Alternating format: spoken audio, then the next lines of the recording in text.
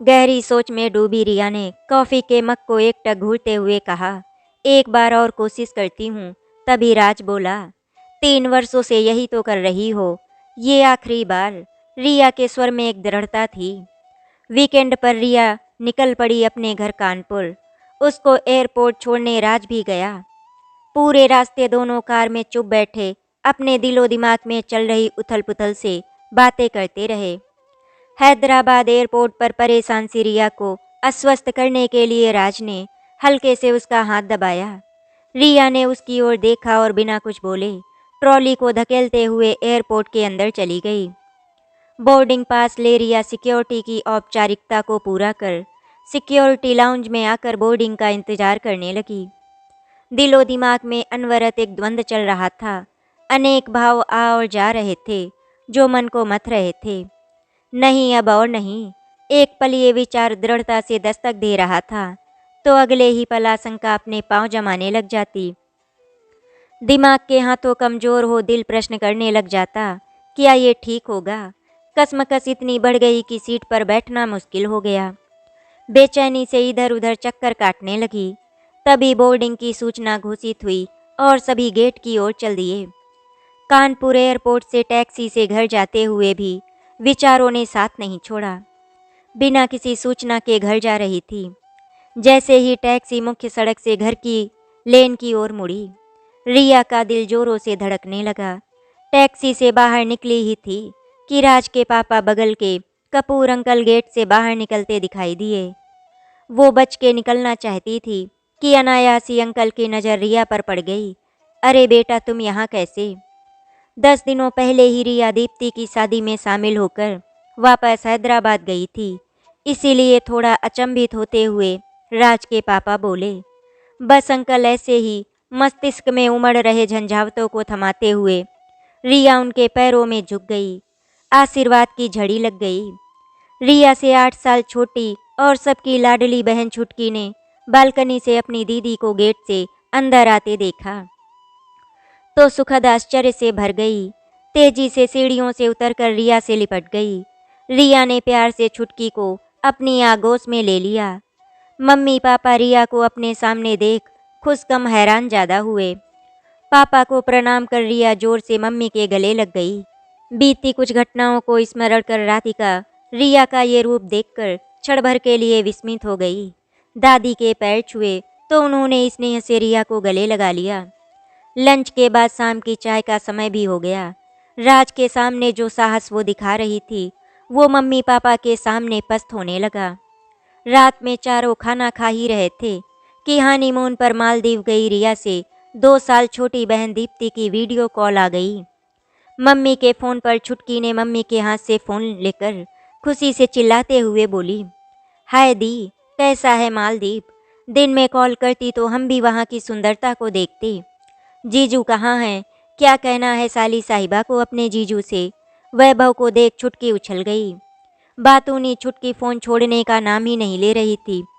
तीनों की चूहलबाजी हंसी ठहाके खत्म होने का नाम नहीं ले रहे थे। तो मम्मी ने टोक दिया, हमें भी दीप्ति और वैभव से बात करने दे। अच्छा दी और जीजू, बाय बाय। मेरे लिए पर्ल सी सेल से बना नेकलेस लाना जरूर। जो आज्ञा साली जी। प्रणाम मम्मी। मम्मी को फ़ोन पर देख दोनों के मुंह से निकला, चिरंजीव सदा खुश रहो। दोनों को साथ देख मम्मी का चेहरा खिल गया। कैसे हो? कैसा लग रहा है वहाँ पर? मम्मी, बहुत सुंदर जगह है। समुद्र का नीला पानी, सफ़ेद रेतीले बीच और चारों ओर कुदरत का इतना खूबसूरत नज़ारा मैंने पहले कहीं नहीं देखा। दीप्ति धारा प्रवाह में बोले चले जा रही थी। मंत्रमुग्ध राधिका ने दोनों को ढेर सारा आशीर्वाद देने के बाद फ़ोन पापा को पकड़ा दिया। प्रणाम पापा। चिरंजीव थोड़ी देर उनके हाल चाल पूछ पापा ने कहा, ये लो अपनी दीदी से बात करो, हैदराबाद से आज ही दिन में पहुंची है। रिया को घर पर देख दीप्ति चौंक गई। खुशियों से ओत प्रोत सहज गति में चल रही वार्तालाप एकाएक भारी हो गई। बातचीत में औपचारिकता का आवरण ओढ़ लिया। रिया ने फ़ोन पर जल्दी ही दोनों को बाय कहे वातावरण को बोझिल होने से बचा लिया। फ़ोन बंद कर रिया की नज़र एकाएक टेबल पर खाने को समेटते मम्मी के चेहरे पर तनाव की उभरती रेखाओं पर पड़ी। मैं कुछ मदद करूं? नहीं, रूखा सा उत्तर दे मम्मी और कसकर टेबल साफ करने लगी। दीदी आओ ना देखो, छोटी दीदी और जीजाजी ने मालदीव की ढेर सारी पिक्स भेजी है। हाथ में मोबाइल पकड़े खुशी से उछलती छुटकी रिया को खींचने लगी अपने कमरे की ओर। एग्जाम सिर पर और इसे मस्ती सूझ रही है, जा जाकर पढ़ाई कर, गुस्से से मम्मी चिल्लाईं। छुटकी सकपकाते हुए कमरे में चली गई। मेरा गुस्सा आप उस पर क्यों निकाल रही हो? रिया का धैर्य अब जवाब देने लगा। राधिका ने कुछ नहीं कहा, काम समेटकर टीवी के सामने सोफे पर बैठ गई। चेहरा अभी भी खिंचा हुआ था। रिया कुछ देर तक मम्मी के चेहरे पर उभर आए उतार चढ़ाव को देखती रही, फिर चुपचाप उनके पास आकर बैठ गई। मम्मी आप मेरा साथ नहीं दोगी तो कौन देगा? राधिका के कंधे पर सिर रख एक उम्मीद से रिया बोली। रिया के स्पर्श से क्रोध से तनी आंखों में आंसुओं की जलधारा बहने लगी। मम्मी प्लीज फिर से शुरू मत हो जाना, खींचती हुई रिया बोली। कितना परेशान करेगी हमें? ऐसा तो नहीं कि मैंने कोशिश नहीं की।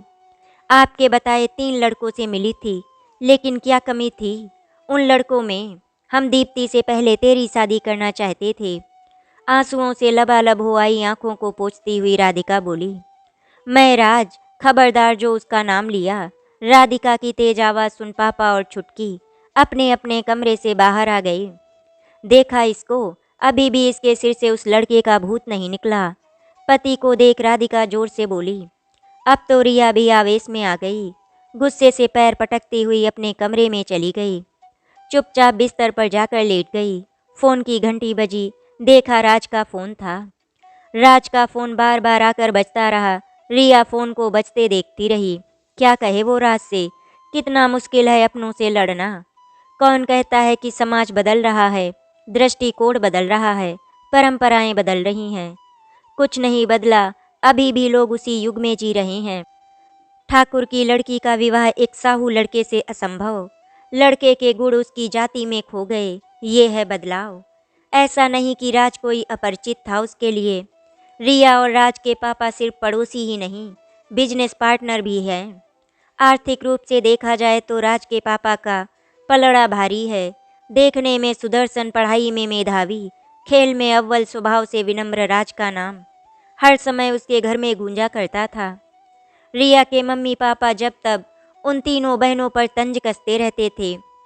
राज को देखो, राज ये राज वो। उस दिन जाकर रिया के माता पिता की जबान बंद हुई, जब रिया ने भी राज के साथ national institute of technology Warangal Telangana का एग्जाम पास किया। दोनों परिवारों में खुशियां छा गईं। घर से दूर दोनों के माता पिता एक साथ उनको छोड़ने वारंगल गए थे। उस अनजान जगह, अनजान परिवेश में अपनी बेटी के लिए रिया के माता पिता को राज ही एकमात्र सहारा नजर आ रहा था। राधिका के अवरुद्ध कंठ से निकल गया था, राज बेटा रिया का ख्याल रखना। घर से पहली बार बाहर निकले दोनों के लिए उस अनजान माहौल में रहना सरल नहीं था। इंस्टीट्यूट का विशाल परिसर, भिन्न भिन्न राज्यों से आए बच्चों के बीच में वो दोनों और अपने में सिमट गए। भाषा, खाना, पढ़ाई का दबाव, इंस्टीट्यूट के कड़े अनुशासन से घबरा गए दोनों। कई बार तो घर जाने का विचार करके जहन में उतरा। कुछ समय लगा उनको वहाँ के परिवेश में ढलने में। जानते तो दोनों एक दूसरे को बचपन से थे, लेकिन करीब से पहचानने का अवसर दिया इंस्टीट्यूट ने। कितने ही ऐसे क्षण आए जब वे कमज़ोर पड़े, कभी शारीरिक रूप से तो कभी भावात्मक रूप से। उन कमज़ोर पलों में एक दूसरे का ताकत बनकर उभरे दोनों। आहिस्ता आहिस्ता प्यार दोनों के बीच कब चुपके से अपनी उपस्थिति दर्ज करा गया, उन्हें पता ही नहीं चला। एक अनकही सी रूमानियत उन पर छाने लगी। प्यार के सतरंगी एहसास में दोनों डूबने लगे। एक दूसरे की फिक्र करने के साथ एक साथ वक्त गुजारने की ख्वाहिश बढ़ने लगी। कोर्स खत्म होने और नौकरी लगने तक वे ताउम्र एक साथ रहने के निर्णय पर पहुंच गए। ये भी एक संयोग था कि नौकरी दोनों को एक ही कंपनी में, एक ही शहर में मिल गई। कोर्स पूरा होते ही दोनों हैदराबाद आ गए। एक दूसरे के बिना वे कितने अधूरे हैं, इसका एहसास तब और शिद्दत से महसूस हुआ जब कंपनी ने एक प्रोजेक्ट के सिलसिले में राज को मुंबई भेज दिया। वही ऑफिस था, वही फ्लैट और वही शहर। लेकिन रिया के लिए सब जगह एक शून्यता व्याप्त हो गई थी। राज, कब वापस आओगे? एक दिन उदास स्वर में रिया ने फोन पर कहा। पता नहीं, बहुत काम लगता है, 2-3 महीने मुझे और रहना पड़ेगा मुंबई में। राज की बातें सुन रिया का दिल डूबने लगा। किसी की इंतजारी में समय कितना बड़ा लगने लगता है। 2-3 महीने 2-3 साल के बराबर लगने लगे। 4 महीने बाद जब राज प्रोजेक्ट पूरा होने पर वापस आया तो रिया को ऐसा लगा मानो उसकी ज़िंदगी वापस आ गई हो। रिया, मैंने तुम्हें बहुत मिस किया मुंबई में। मैं अब और इंतज़ार नहीं कर सकता। राज ने रिया को आगोश में लेते हुए कहा। राज की बातों ने रिया को और भी बेचैन कर दिया था। दिल में असंख्य तारे झंकृत हो गए। क्या मम्मी पापा तैयार होंगे राज के साथ मेरी शादी के लिए? इस विचार ने रिया के दिमाग को क्षणांश के लिए उद्वेलित कर दिया। नहीं, मैं राज के बिना नहीं रह सकती, बिल्कुल नहीं। विचारों को मस्तिष्क से धकेलते हुए वो राज से कसकर लिपट गई। माता पिता की तरफ से विवाह का दबाव तो नौकरी के चंद महीनों बाद ही रिया पर पड़ने लगा था। मम्मी, अभी मेरी नौकरी लगी है, अभी कैसे शादी कर लूं? जब भी मम्मी विवाह के विषय में बात करती, रिया का यही उत्तर रहता। ऐसा करते करते 2 साल हो गए और वक्त के साथ विवाह का दबाव भी बढ़ता गया। राज, कल मम्मी का फ़ोन आया था। ऑफिस में लंच टाइम में रिया ने राज से कहा, अच्छा, अब मैं शादी को और नहीं टाल सकती। तो प्रॉब्लम क्या है बता दो। तुम्हें लगता है कि कोई प्रॉब्लम नहीं है? हाँ, नहीं है। अंकल आंटी दोनों मुझे पसंद करते हैं। खाना खाते हुए सहजता से राज बोला। खाने का शौकीन राज अपनी प्लेट में झुका हुआ खाने का भरपूर मजा ले रहा था। वो बोलना चाहती कि तुम नहीं समझोगे, लेकिन ऐसा बोलकर वो राज के खाने के आनंद को खत्म नहीं करना चाहती थी। इसीलिए वो चुप हो गई। तुम उन्हें बता तो अगर कुछ होगा तो मैं संभाल लूँगा। रिया की हथेलियों को अपने हाथों में लेकर राज ने गंभीर स्वर में कहा। राज सब समझ रहा था, लेकिन शादी के बारे में सोचते सोचते रिया की आंखें नम हो गई थी। वो दिन रिया कैसे भूल सकती है जब घर पहुंचते ही छुटकी ने चुगली कर दी कि एक परिवार रिया को देखने दिल्ली से आ रहा है। मम्मी, ये क्या है? रिया जरा गुस्से से बोली। चिंता मत कर, तुझे कोई नौकरी नहीं छोड़नी पड़ेगी। लड़का हैदराबाद में ही जॉब करता है। वे लोग प्रगतिवादी विचारों वाले हैं। मम्मी लड़के वालों का गुणगान करती हुई बोली। मैंने कब कहा कि परिवार या लड़के में कोई कमी है? लेकिन, कसमसाती हुई रिया बोली। लेकिन, एक प्रश्नवाचक दृष्टि राधिका ने रिया पर डाली। मम्मी, मैं एक लड़के को पसंद करती हूँ, रिया के मुंह से निकल गया। कौन? राज। राज कौन? राधिका ने चौंकते हुए कहा। मनोज अंकल का बेटा।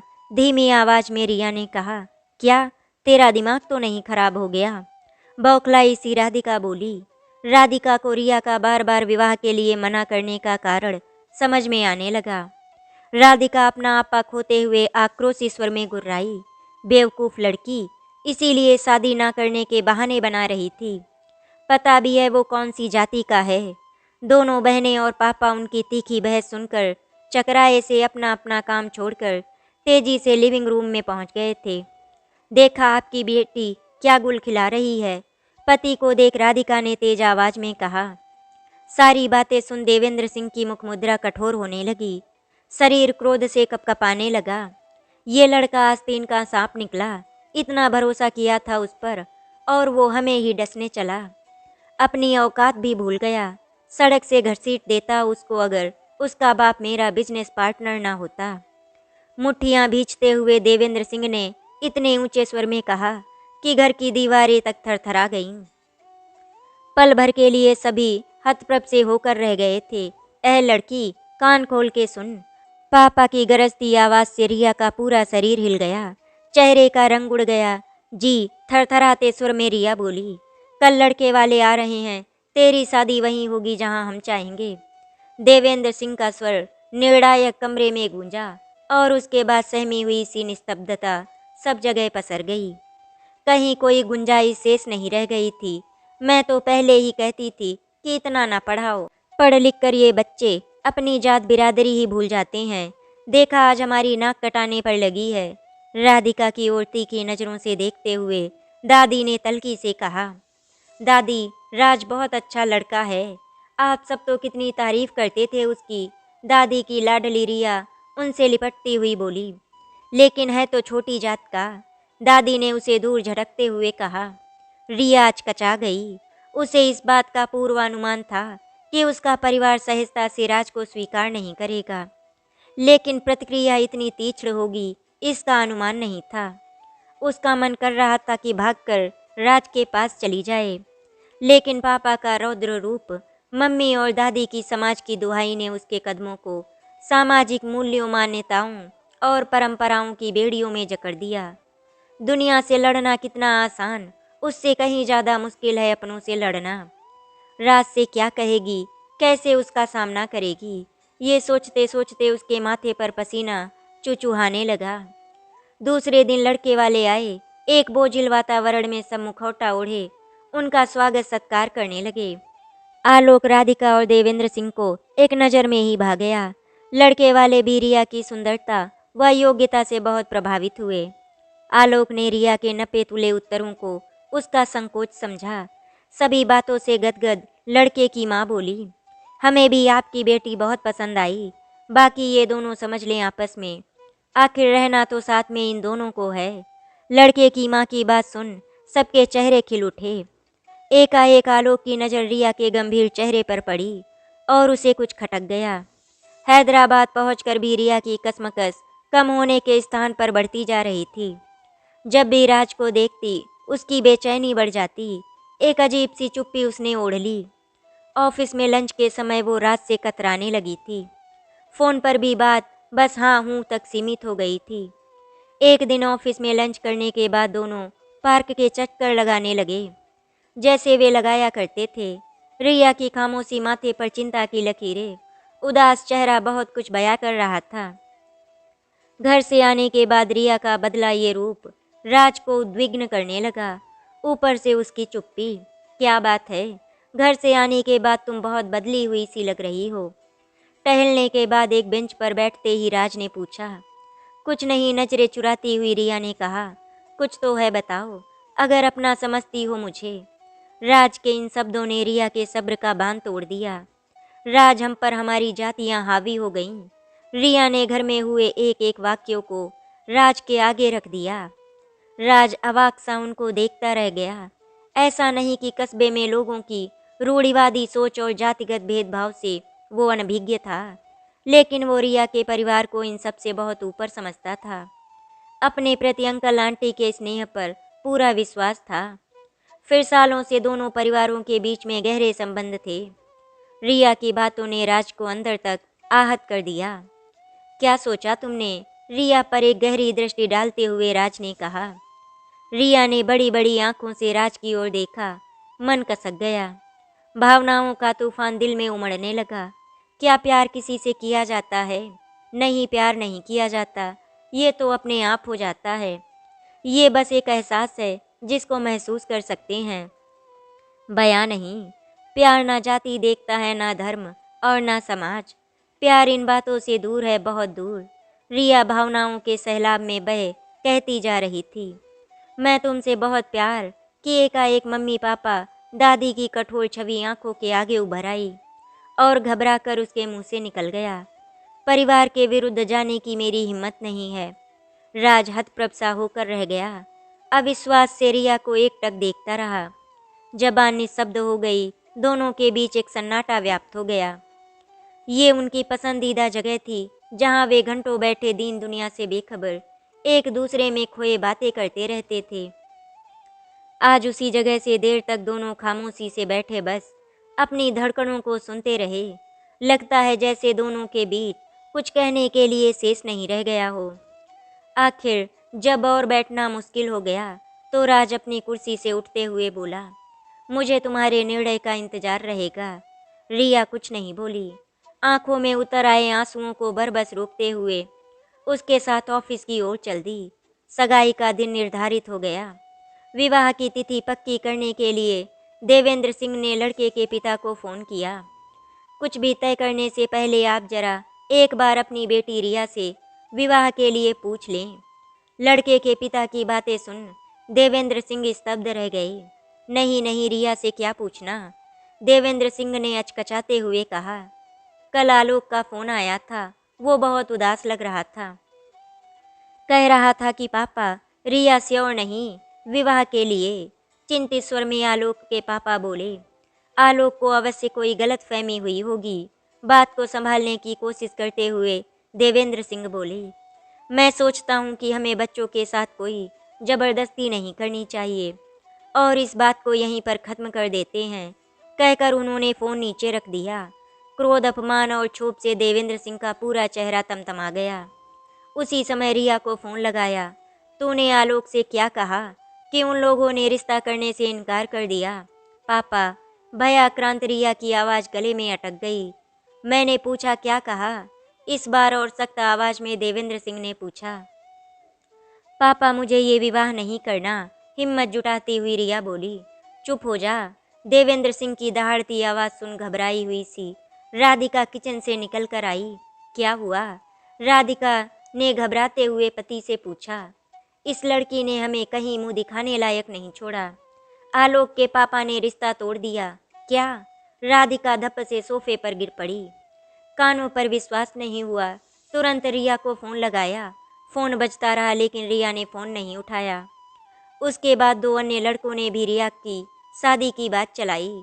रिया ने पूरी कोशिश की माता पिता के बताए रिश्तों से अपने को जोड़ने की, लेकिन हर बार असफल रही। जब भी किसी लड़के से मिलती उसका प्यार, राज का व्यक्तित्व, उसका बौद्धिक स्तर, उसकी संवेदनशीलता सशक्त रूप से आकर खड़े हो जाते और वो हर बार किसी निर्णय तक पहुंचने से असफल हो जाती। जब तक तीसरे लड़के से मिली तो वो एक निर्णय पर पहुंच गई थी। पूरी रात करवटें बदलते बीत गई। सुबह 5:30 बजे उजाले ने दस्तक दी। ये दस्तक भोर की लालिमा रात्रि के पहर के बीत जाने की नहीं थी। ये दस्तक रिया के अंतर्मन पर भी थी। एकाएक उसके मन में छाया कुहासा हटने लगा। धुंधला गई मंजिल उसको साफ दिखाई देने लगी। बस अब और नहीं। गहरी नींद में सोए राज को लगातार बजती फोन की घंटी ने आखिरकार उठने पर मजबूर कर दिया। रिया का इतनी सुबह फोन देखकर चौंक गया। हेलो राज, मैंने फैसला कर लिया है। क्या? जिंदगी भर तुम्हारा साथ निभाने का। एक भर्राया सा स्वर फोन के उस पार से आया और फिर फोन बंद। राज को लगा कि वो कोई सपना देख रहा है। यकीन करने के लिए एक बार अपने मोबाइल को चेक किया। देखा रिया की ही कॉल थी। सत्य का आभास होते ही मन में हिलोरें उठने लगी। जहन में विचारों की उड़ानें कुलांचे मारने लगी और मन विचारों में तैरते हुए पुलकित हो राज ने मम्मी को फ़ोन लगा दिया। राज के घर पर किसी को कोई आपत्ति नहीं थी। उन्हें तो बस रिया के परिवार वालों की सहमति का इंतजार था। रिया के पापा का राज के पापा से लगभग रोज ही मिलना होता था बिजनेस के सिलसिले में, लेकिन इस विषय पर दोनों ने चुप्पी साधी हुई थी। विचित्र सी स्थिति हो रखी थी दोनों परिवारों के बीच में, या कहें कि एक अजीब सी अनकही अग्नि धधक रही थी उनके बीच में, एक निष्क्रिय ज्वालामुखी की तरह। राज को अपना फैसला सुनाने के बाद रिया ने घर पर फ़ोन करना कम कर दिया। जब भी मम्मी या पापा का फ़ोन आता, बिजी हूँ कहकर टाल जाती। एक दिन राधिका दीप्ति के साथ हैदराबाद चली आई। वैभव का रिश्ता लेकर रिया मम्मी और दीप्ति को देख भाव विह्वल हो उठी। मम्मी की आंखें भी रिया को देख नम हो गईं।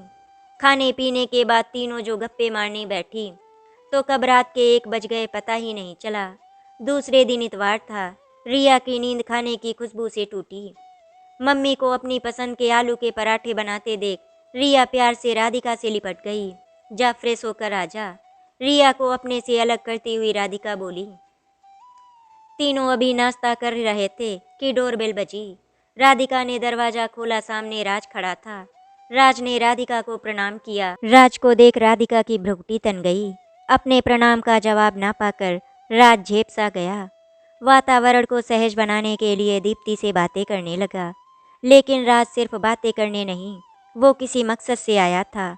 आंटी, मैं रिया से गले को खंगालते हुए भूमिका बनाने की कोशिश करते हुए राज ने अभी इतना ही बोला था कि राधिका तमक गई। हमने तुम पर इतना विश्वास किया और तुमने हमारी ही बेटी को फंसा दिया। तुम्हारी जुर्रत कैसे हुई? इतने दिनों से दबी भड़ास को निकालते हुए राधिका राज पर आक्रमण करती हुई बोली। मम्मी, किसने कहा आपको कि राज ने मुझे फंसाया? बाथरूम से आ रिया बोली। चुप राधिका, अपने ऊपर से नियंत्रण खो बैठी राज को अनाप शनाप सुनाने लगी। रिया और दीप्ति ने बहुत रोकने की कोशिश की, लेकिन राधिका थमने का नाम नहीं ले रही थी। राज, जाओ यहाँ से, रिया ने राज को जाने का इशारा करते हुए जोर से कहा। अपमानित सा राज दरवाजे से बाहर निकल गया। पल भर में पूरा दृश्य बदल गया। रिया का चेहरा तमतमा गया। दीप्ति कभी मम्मी को देखती तो कभी रिया को। रिया, समझने की कोशिश कर, हम एक छोटे से कस्बे में रहते हैं। अगर तेरा विवाह राज से करते हैं तो हमारी इज्जत खाक में मिल जाएगी। लोग क्या कहेंगे? तेरी छोटी बहनों की शादी होना मुश्किल हो जाएगा। घर में बड़े बुजुर्ग हरगिज राजी नहीं होंगे इस रिश्ते के लिए। सारी बिरादरी हमारे मुंह पर थूकेगी। रूंधे गले से राधिका बोली। रिया कुछ देर होंठ भींचे खामोश बैठी रही। मम्मी, आप बेकार समय बर्बाद कर रहे हो। मैंने फैसला कर लिया है, बस आपके आशीर्वाद का इंतजार है। ये बोलते बोलते रिया का स्वर कटु हो गया। मम्मी ने जो शब्द राज को बोले थे वे उसके दिमाग में हथौड़े की तरह बज रहे थे। वो तुझे कुछ नहीं मिलेगा, तिलमिलाती हुई राधिका चिल्लाई। क्यों? सिर्फ एक जाति के कारण? तो मैं इस जाति को तिलांजलि देती हूँ, धिक्कारती हूँ इस जाति प्रथा को जो इंसान को जाति के तराजू में तौलती हो। रिया ने उत्तेजना से हाँफते हुए कहा। राधिका रिया के बगावती तेवरों को देख हैरान रह गई। दीप्ति भी रिया का ये रूप देखकर सिहर उठी। वातावरण बेहद तनावपूर्ण हो गया। जाने वाले दिन रिया खामोशी से उनको तैयार होती देखती रही। दीदी, एक बार सोच लो, वैभव बहुत अच्छा लड़का है। रिया के मुंह से कुछ नहीं निकला। प्यार से दीप्ति के सिर पर हाथ फेरते हुए उसकी आंखें नम हो आईं। एक खदबदाते सन्नाटे के बीच मम्मी और दीप्ति कानपुर के लिए निकल गईं। मम्मी, पापा और रिया के बीच बातचीत बिल्कुल बंद हो गई थी। एक दिन छुटकी का फोन आया कि दीप्ति की सगाई हो गई वैभव के साथ और अगले महीने शादी है। विवाह की खबर सुन कहीं कुछ दरक गया रिया के दिल में। मम्मी पापा तो छोड़ो, दीप्ति ने भी इतनी बड़ी बात उसे नहीं बताई। मन में एक तूफान उठ गया। क्या मैं परिवार के लिए इतनी पराई हो गई? अरे मेरी बहन है, ये तो खुशी की बात है। अगले ही पल मन हर्षित हो उठा और उसके हाथ उठ गए दीप्ति को फोन करने के लिए। रिया ढेर सारे उपहार लिए पहुंच गई दीप्ति के विवाह में। विवाह की गहमा गहमी में चर्चा का विषय दीप्ति का विवाह नहीं, रिया का विवाह था। नाते रिश्तेदारों की फुसफुसाहटों के कारण रिया का दम घुटने लगा। राज नहीं आया। हाँ, उसके माता पिता अवश्य आमंत्रित थे। दीदी, मैं आ जाऊं आपके पास सोने? छुटकी की आवाज़ ने रिया के दिलो दिमाग में चल रही ऊहा-पोह को विराम लगा दिया। छुटकी एक छोटे से बच्चे की तरह दीदी से लिपट गई। रिया ने प्यार से उसे निहारते हुए देखा, फिर स्नेह से उसको आलिंगनबद्ध कर लिया। रिया की आंखों में नींद अभी भी कोसों दूर थी। कल सुबह हैदराबाद वापस जाने से पहले अपना निर्णय सुनाना था। परिणाम मालूम था, लेकिन ये अंतिम कोशिश तो करनी थी। पूरी रात गुजर गई स्वयं से उलझते हुए। भोर के उजाले में सदैव की भांति दस्तक दी। क्या ये उजाला उसके जीवन में भी दस्तक देगा? पता नहीं, लेकिन आज सामाजिक मूल्यों, मान्यताओं और परंपराओं की बेड़ियां उसके कदमों को नहीं रोकेंगी। रिया नहाकर तैयार हुई, अपना बैग पैक कर लिया और कमरे से बाहर आ गई।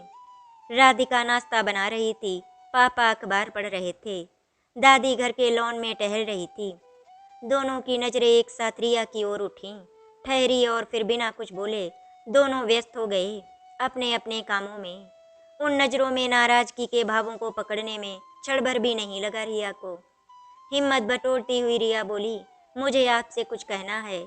इस बार दोनों की दृष्टि उठी और स्थिर हो गई रिया के चेहरे पर। एक प्रश्न उभर गया उनकी आंखों में। मम्मी, मैं इस महीने की 25 तारीख को राज से कोर्ट मैरिज कर रही हूँ हैदराबाद में।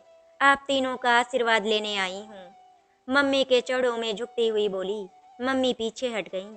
पापा अवाक से रिया को देखते ही रह गए, फिर गुस्से से लपके रिया की ओर। तभी राधिका ने सख्ती से पति का हाथ पकड़ लिया। उस लड़के के लिए तू अपने माता पिता से नाता तोड़ रही है, हताशा से राधिका बोली। नहीं मम्मी, मैं नहीं। सामाजिक बंधनों में जकड़े आप अपने खून से नाता तोड़ रहे हो। बोलते बोलते रिया का स्वर और आंखें दोनों नम हो गई। जानती थी एक निष्कर्ष यही होगा, फिर भी धूमिल सी एक आशा कहीं छिपी हुई थी। उसके अवचेतन मन में निराशा ने उसे घेर लिया। थके कदमों से वो कमरे में चली गई। राज को सारी स्थिति से अवगत कराया। टैक्सी की बुकिंग की। छुटकी सब बातों से बेखबर गहरी नींद में सो रही थी। रिया ने एक स्नेह दृष्टि उस पर डाली और बैग उठाकर कमरे से बाहर आ गई। मम्मी पापा दोनों सब काम धाम छोड़ स्तब्ध से सोफे पर बैठ गए। साथ में दादी भी बैठी रहीं। पापा, 1 बजे की मेरी फ्लाइट है हैदराबाद के लिए, मुझे अभी निकलना पड़ेगा। 25 तारीख को मुझे आप सबका इंतजार रहेगा। दोनों को प्रणाम कर, दादी के चरण स्पर्श कर, तटस्थ स्वर में कहकर रिया घर से बाहर निकलने ही वाली थी कि दादी की पीछे से आवाज़ आती है और वो ठिठक गई। रुको रिया। चौंक कर उसने दादी की ओर देखा। मैं आऊँगी तुझे आशीर्वाद देने। माँ देवेंद्र सिंह की दमदार आवाज़ ने एक बार फिर घर की दीवारों को थर्रा दिया। लोग क्या कहेंगे? समाज को खोखला पर्दा अभी भी राधिका के मन मस्तिष्क से हटा नहीं था। एक जमाना देख चुकी दादी ने अपने बेटे की ओर उन्मुख हो डूबे स्वर में कहा, बेटा, इतने वर्षों में मैंने बहुत से परिवारों को समाज और लोगों के दबाव में आकर टूटते बिखरते देखा है। एकाएक उनकी जबान बुलंद हो गई। पता नहीं कहाँ से उनकी जर्जर काया में इतनी ताकत आ गई। कान खोलकर सुन देबू, जिस समाज की तुम दुहाई दे रहे हो वो विपत्ति आने पर कभी तुम्हारे काम नहीं आएगा। काम आएगा तो तेरा अपना खून, जिसकी खुशियों को तू रौंद रहा है। क्या कमी है अपने राज में? बोलते बोलते दादी की सांस धौंकने के समान तेज चलने लगी। स्वर में एक उत्तेजना आ गई। फिर राधिका की ओर रुख करती हुई बोली, और हाँ, लोग तो तब बोलेंगे ना जब उन्हें बोलने का हम अवसर देंगे। माँ का ये रूप राधिका और देवेंद्र को हतप्रभ कर गया। रिया दादी को विस्मय से देखती रही। हर अतिरेक से उसके आंसू बह निकले। दादी भावावेश में दादी से लिपटती हुई अवरुद्ध कंठ से बस इतना ही निकला रिया के मुंह से। रिया का भारी हो गया शरीर उसी क्षण फाहे के समान हल्का हो गया। 3 वर्षों से चली आ रही कसमकस को पल भर में विराम मिल गया। 3 वर्षों में पहली बार आंखें आंसुओं से छलकी, लेकिन खुशी के आंसुओं से। दिलो दिमाग में एक भारी बोझ हट गया। भोर के उजाले की लालिमा ने उसके जीवन में दस्तक दे दी थी। ये दस्तक उसके जीवन में नहीं, ये दस्तक विभिन्न जातियों में बटे हमारे समाज पर भी थी। आशा करती हूँ आपको हमारी कहानी अच्छी लगी होगी। अगर आपको हमारी कहानी अच्छी लगी तो वीडियो को लाइक एंड शेयर करें, चैनल को सब्सक्राइब करें। वीडियो देखने के लिए आपका धन्यवाद।